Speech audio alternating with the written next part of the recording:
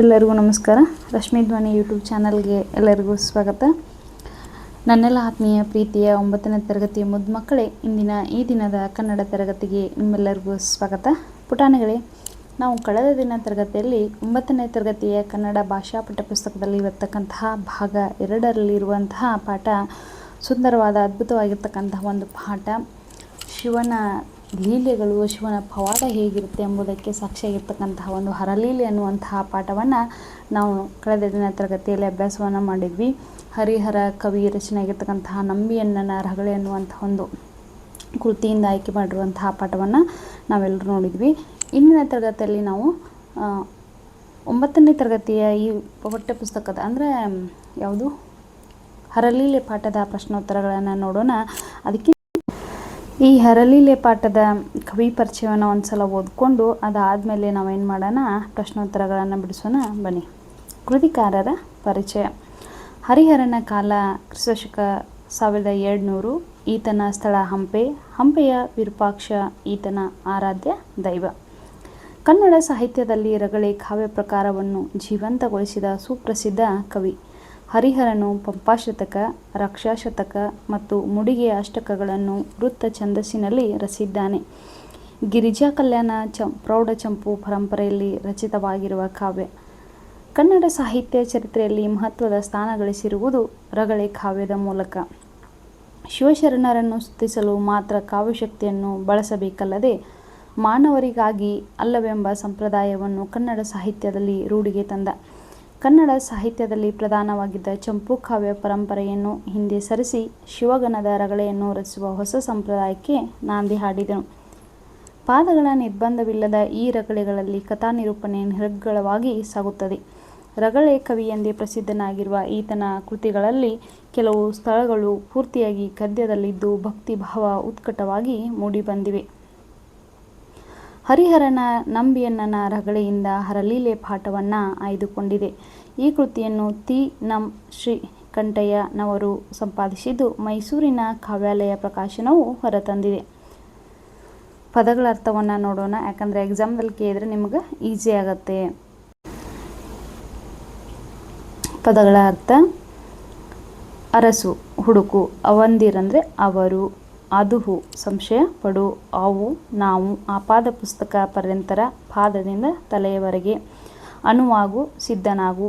ಅಪರಿಮಿತ, ಪರಿಮಿತವಲ್ಲದ, ಮಿತಿಯಿಲ್ಲದ. ಇರೆ, ಇರಲು. ಈಯದೆ, ಬಿಡದೆ. ಉದ್ದಳಿಸು, ಲೇಪಿಸು. ಯೈತಂದು, ಬಂದು. ಎಳಸಿರ್ಪ, ಸುತ್ತುವರೆದಿರುವ. ಐಸಕ್ಕೆ, ಅಷ್ಟು ಹೊತ್ತಿಗೆ, ಅಷ್ಟಕ್ಕೆ. ಓರ್ವನೆ, ಒಬ್ಬನೇ. ಕಮಲಜ, ಬ್ರಹ್ಮ. ಕಾರಣಿಕ, ಅಸಾಧಾರಣ ಪುರುಷ. ಖಟ್ವಾಂಗ, ತುದಿಯಲ್ಲಿ ತಲೆಬುರುಡೆಯುಳ್ಳ ಶಿವನ ಗದೆ. ಗಜ, ಆನೆ. ಗುಹೆಗುಟ್ಟು, ಗೊರಗೊರ್ಷ ಎಂದು ಶಬ್ದ ಮಾಡುವುದು. ಗೌತಮನ ಗೋವು, ಬಡಕಲಾದ ಗೋವು. ಗಳಿಗೆ, ಬಟ್ಟಲು, ಗಳಿಗೆಯನ್ನು ಸೂಚಿಸುವ ಬಟ್ಟಲು. ಚರಿತ್ರಂ, ಕೆಲಸ. ಝೋಲ್ವ, ಸಡಿಲವಾಗಿರುವ. ತತ್ಪರ ಅಂದರೆ ಆಸಕ್ತ. ತಂಡುಲ, ಅಕ್ಕಿ. ತೆರೆ, ಮುಪ್ಪಿನಿಂದಾದ ಸುಕ್ಕುಗಟ್ಟಿದ ಚರ್ಮ. ತೊವಲ್, ಚರ್ಮ. ತೊತ್ತುಕೊಂಡು, ಸೇವಕನನ್ನಾಗಿ ಮಾಡಿಕೊಂಡು. ನೆರೆ, ಮುಪ್ಪಿನಿಂದ ಬರುವ ಬಿಳಿ ಕೂದಲು. ನಿಖರ, ಸಮೂಹ. ನೆರವಿ, ಸೇರಿದ ಜನ. ನೆಗಪಿ, ಎತ್ತಿ. ನೇಲ್ವ, ನೇತಾಡುವ. ಪರಿವಾರ ಅಂದರೆ ಸುತ್ತಮುತ್ತಲು ಜನ. ಪೂರ್ವು, ಹುಬ್ಬು. ಪೊಗಿಸು, ಹೊಕ್ಕಿಸು. ಪೊಗುತಪ್ಪಾಗಳ್, ಹೊಕ್ಕಿದಾಗ. ಭನ, ವನ, ಇದು ತತ್ಸಮ ಮತ್ತು ತದ್ಭವ. ಭಿನ್ನಪ, ವಿಜ್ಞಾಪನೆ, ಇದು ಕೂಡ ತತ್ಸಮ ತದ್ಭವ. ಮಕ್ಕಳೇ ನೆನಪಿಟ್ಕೊಳ್ರಿ. ಭಿನ್ನೈಸು, ನಿವೇದಿಸು, ವಿಜ್ಞಾಪಿಸು. ಬೆಳು, ಬಿಳಿ. ಬೆಂಬಳಿಗೊಂಡು, ಹಿಂಬಾಲಿಸಿ. ಬ್ರಹ್ಮೇತಿಕಾರ, ಬ್ರಾಹ್ಮಣನನ್ನು ಕೊಂದವ. ಮಸ್ತಮಂಡಲ, ಭೂಲೋಕ. ಮತ್ಯ, ಭೂಮಿ. ಮಲ್ಲಳಿಗೊಂಡು, ಗುಂಪು ಗೂಡಿ. ಎಷ್ಟಿ, ಉರುಗೋಲು. ವಸುದೆ, ಭೂಮಿ. ವೇಷ್ಟಿ, ಪಂಚೆ. ಶತರುದ್ಧ, 100 ವರ್ಷ ತುಂಬಿದ ಮುದುಕ. ಶಿವದಿಡು, ಶಿವ ಎಂದು ಕೂಗು. ಶುಕ, ಗಿಳಿ. ಶಿಥಿಲಾಕ್ಷರ, ತೊದಲು ಮಾತು. ಹಮ್ಮೈಸು, ಮೈಮರೆ, ಮೂರ್ಛೆ ಹೋಗು. ಮಕ್ಕಳೇ, ಪ್ರಶ್ನೋತ್ತರಗಳನ್ನು ನೋಡೋಣ. ಕೊಟ್ಟಿರುವ ಪ್ರಶ್ನೆಗಳಿಗೆ ಒಂದು ವಾಕ್ಯದಲ್ಲಿ ಉತ್ತರಿಸಿ. ಮೊದಲನೇ ಪ್ರಶ್ನೆ: ನಂಬಿಯಣ್ಣನ ಪೂರ್ವ ಜನ್ಮದ ಹೆಸರೇನು?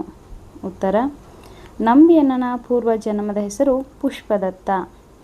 ಎರಡನೆಯದು: ಹರಲೀಲೆ ಪಾಠದ ಮೂಲ ಕೃತಿ ಯಾವುದು? ಉತ್ತರ: ಹರಲೀಲೆ ಪಾಠದ ಮೂಲ ಕೃತಿ ನಂಬಿಯಣ್ಣನ ರಗಳೆ. ಮೂರನೆಯ ಪ್ರಶ್ನೆ: ಹರಲೀಲೆ ಪಾಠದ ಕವಿಯ ಹೆಸರೇನು? ಉತ್ತರ: ಹರಲೀಲೆ ಪಾಠದ ಕವಿಯ ಹೆಸರು ಹರಿಹರ. ನಾಲ್ಕನೇ ಪ್ರಶ್ನೆ: ಗಿರಿಜೆಯು ಎಲ್ಲಿ ಇರಬೇಕೆಂದು ಶಿವನು ತಿಳಿಸಿದನು? ಉತ್ತರ: ಗಿರಿಜೆಯು ಊರಲ್ಲಿರುವ ದೇವಾಲಯದಲ್ಲಿ ಇರಬೇಕೆಂದು ಶಿವನು ತಿಳಿಸಿದನು. ಐದನೆಯ ಪ್ರಶ್ನೆ: ಹರಿಹರ ಬರೆದಿರುವ 2 ಕೃತಿಗಳನ್ನು ಹೆಸರಿಸಿ. ಉತ್ತರ: ಗಿರಿಜಾ ಕಲ್ಯಾಣ, ಪಂಪಾಶತಕ, ರಕ್ಷಾಶತಕ ಹರಿಹರ ಅವರು ಬರೆದಿರುವ ಕೃತಿಗಳು. ಕೊಟ್ಟಿರುವ ಪ್ರಶ್ನೆಗಳಿಗೆ 2-3 ವಾಕ್ಯಗಳಲ್ಲಿ ಉತ್ತರಿಸಿ. ಮೊದಲನೆಯ ಪ್ರಶ್ನೆ: ವಿರೂಪಾಕ್ಷನು ಗಿರಿಜೆಗೆ ಏನೆಂದು ಹೇಳಿದನು? ಉತ್ತರ: ವಿರೂಪಾಕ್ಷನು ಗಿರಿಜೆಗೆ, ದೇವಿ ಕೇಳು, ನಮ್ಮ ಪುತ್ರನಾದ ಪುಷ್ಪದತ್ತನು ಭೂಲೋಕದಲ್ಲಿ ನಂಬಿಯಣ್ಣನಾಗಿ ಜನಿಸಿದ್ದಾನೆ. ಈಗ ಅವನು ಸಂಸಾರದಿಂದ ಕೆಟ್ಟು ಹೋಗಲು ಹವಣಿಸುತ್ತಿದ್ದಾನೆ. ಆತನಿಗೆ ಮುಂಚೆ ನೀಡಿದ ಅಭಯದಂತೆ ಈಗ ನಾನು ಭೂಲೋಕಕ್ಕೆ ಹೋಗಿ ಇಲ್ಲಿದ್ದ ರುದ್ರ ಕನ್ನಿಕೆಯರನ್ನು ಚೋಳ ದೇಶದ ತಿರುವಾರೂರು ಮತ್ತು ತಿರುವತ್ತಿಯೂರಿನಲ್ಲಿ ಪರಿವೆ ಮತ್ತು ಸಂಕಲಿಯರಾಗಿ ಜನಿಸಿದ್ದಾರೆ. ನಾನು ಹೋಗಿ ಅವರಿಂದ ಸಕಲ ಸುಖವನ್ನು ಪೂಜೆಯನ್ನು ಕೈಗೊಂಡು ಬರುತ್ತೇನೆ ಎಂದು ಪರಮೇಶ್ವರನು ಗಿರಿಜೆಗೆ ಹೇಳಿದನು. ಎರಡನೆಯ ಪ್ರಶ್ನೆ: ಚೋಳ ದೇಶದಲ್ಲಿದ್ದ 3 ಗ್ರಾಮಗಳನ್ನು ಹೆಸರಿಸಿ.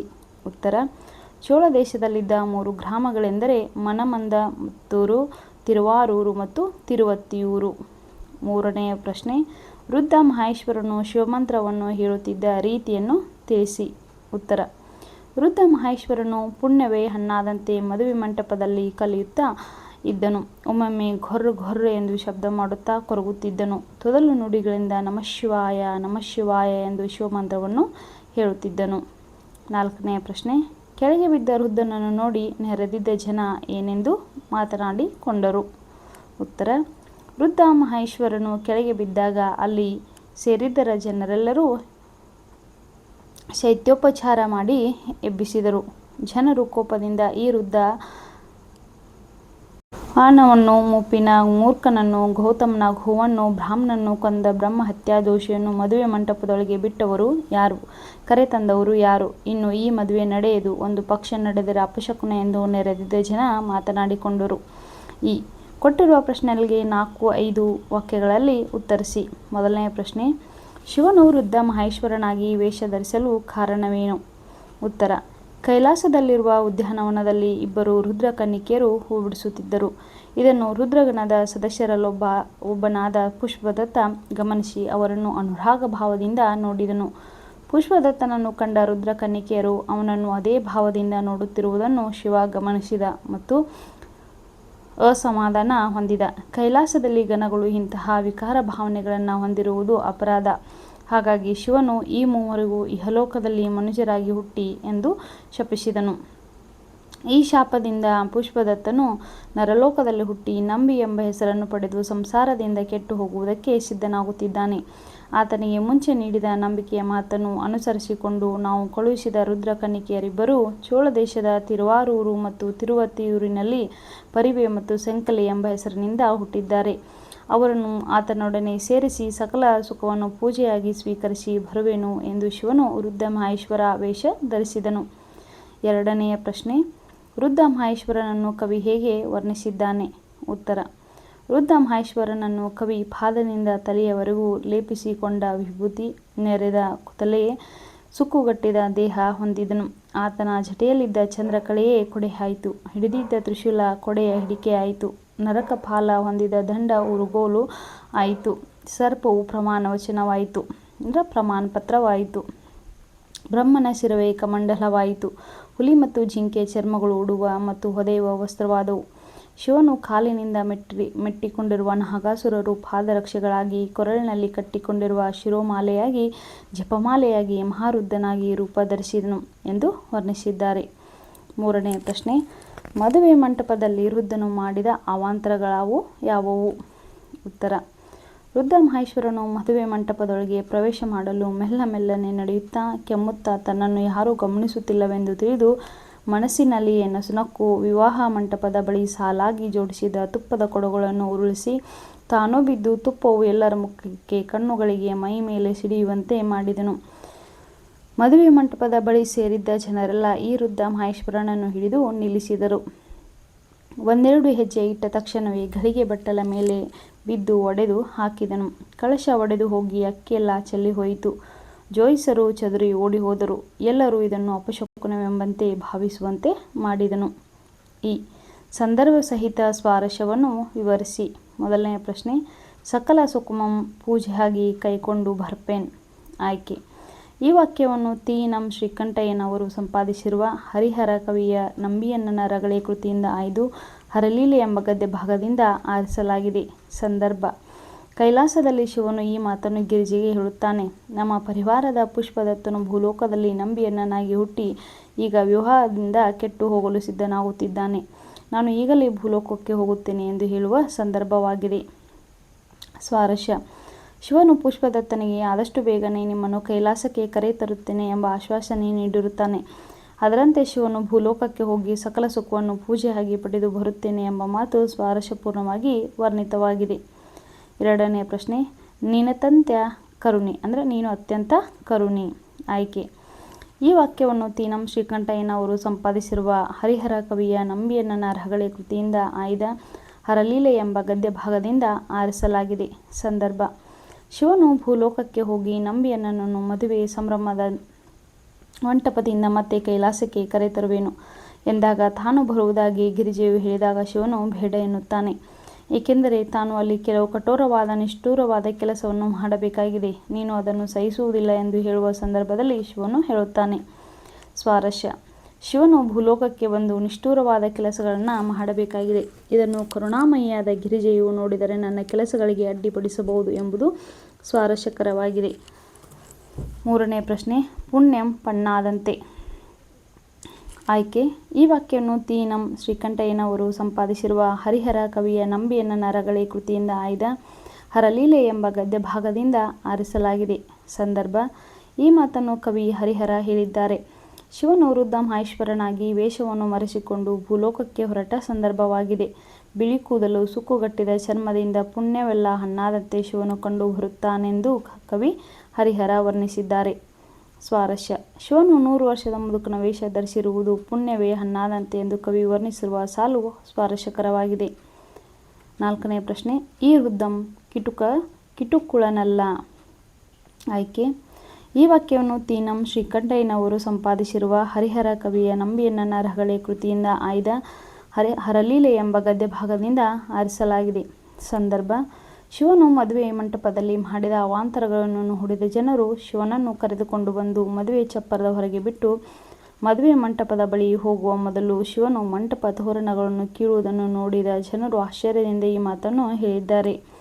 ಸ್ವಾರಸ್ಯ: ಶಿವನು ಮಾಡಿದ ಪವಾಡವನ್ನು ಅರ್ಥ ಮಾಡಿಕೊಂಡ ಜನರು ಈ ವೃದ್ಧ ನಮಗೆ ತೊಂದರೆ ಕೊಡಲು ಬಂದಿಲ್ಲ ಎಂದು ಯೋಚನೆ ಮಾಡುವುದು ಸ್ವಾರಸ್ಯಕರವಾಗಿದೆ. ಕೊಟ್ಟಿರುವ 4 ಆಯ್ಕೆಗಳಲ್ಲಿ ಸರಿಯಾದ ಉತ್ತರವನ್ನು ಆರಿಸಿ ಬರೆಯಿರಿ. ಮೊದಲನೆಯ ಪ್ರಶ್ನೆ, ಹರಿಹರನ ಕಾಲ ಡ್ಯಾಶ್.